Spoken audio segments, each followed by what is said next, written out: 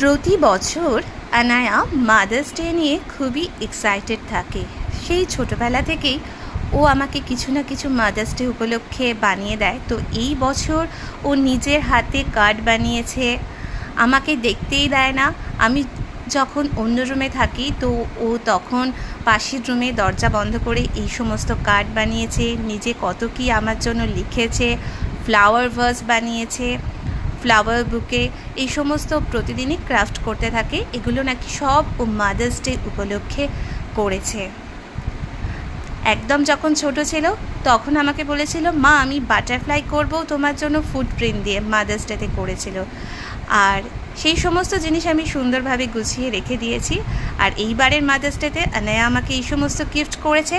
আর সমস্ত শপিং আমাকে না জানিয়ে ওর বাবার সাথে করেছে।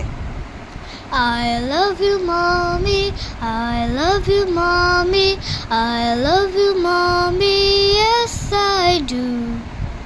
I love you, mommy. I love you, mommy. I love you, mommy. Yes, I do.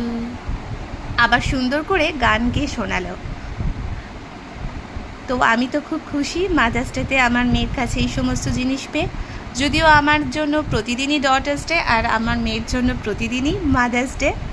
আর আমি তো সত্যিই নিজেকে খুবই ব্লেসড মনে করি, কারণ আনায়াকে আমার মেয়ে হিসেবে আমি পেয়েছি। আমি খুবই গ্রেটফুল ঈশ্বরের কাছে।